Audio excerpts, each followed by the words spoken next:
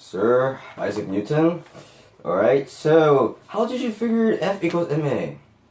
I used the speed of light to help my discovery and my research to find it. How did you figure out gravity? I was looking outside and I saw my tree. I was just staring at nature and I saw my tree and I saw this apple fall. And I thought to myself, why would it fall and why wouldn't it float or go up or to the side? And why does it have to fall onto the ground? And what made it just fall to the ground and stop? Alright, and how did you find inertia?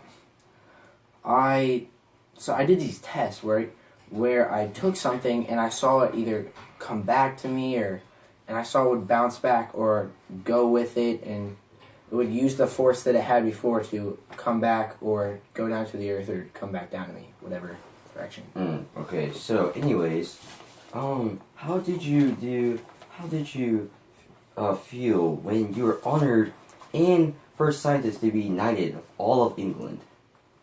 It was a real honor. It was outstanding. I mean, being the first scientist to be dubbed a knight, that's very memorable, and it was such an honor. I didn't know what to say at first. To be dubbed a knight, it's not something you just take lightly. This is a very big matter, and for me to be dubbed a knight, I didn't even know what to say. I was speechless. Alright, so since you were elected member of Parliament of the University of Cambridge, the Convention of Parliament is 1689, inside again 1701 and 1702, did you like teaching at University of Cambridge? I did a lot. It was a lot of fun. I mean, it's not easy in Cambridge. It's hard, but all the experiments and all the students, it was a good time. Alright, so let's travel back to your childhood. What day were you born? I was actually prematurely born on Christmas Day, actually. I was supposed to be born a little bit later, but I was premature, born on Christmas Day in 1642. And that didn't bother you at all? No, not really. I mean, I was born a little weird, I guess you could say. I was born different than all the other boys around. I didn't think like them, I didn't act like them, and it led to some amazing discoveries. Alright, and your work was in mechanics, is that right? Yeah, I actually published my findings in a book called, not necessarily a book, but I just published my findings, and it's in a journal called Optics. And what work did you read by the English physics? I read things by Mr. Robert Hooke and Mr. Robert Boyle. Yes. And what did you study both the mathematics and physics of the French philosopher and scientist what?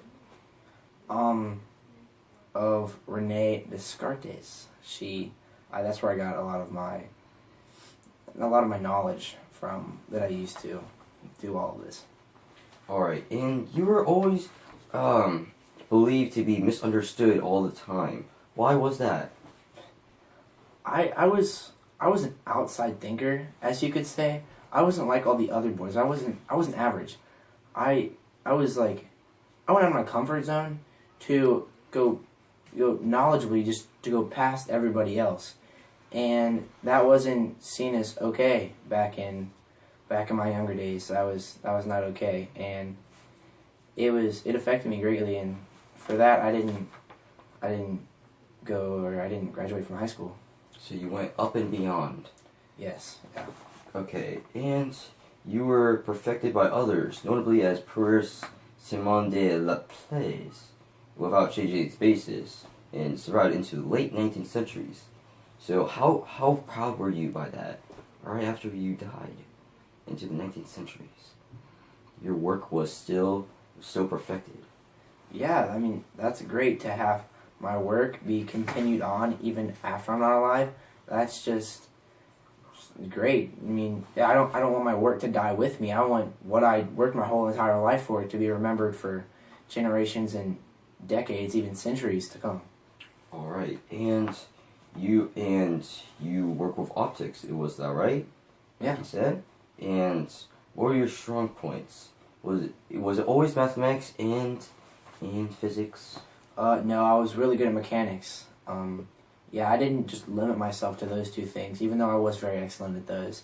I expanded and I went with mechanics also.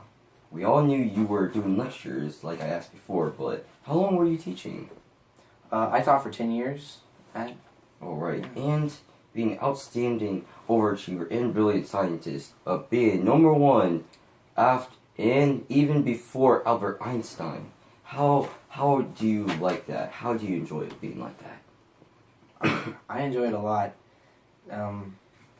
Beating some, not beating, but being smart like some of these other scientists that are just great geniuses. They're just like me. They go beyond what everybody else goes to.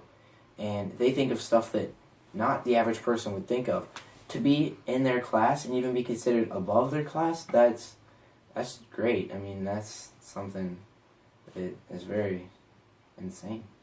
Alright, and you were being also, since you go beyond that, you were ranked among humanity's greatest achievements as well, which Wow. is a great honor to you.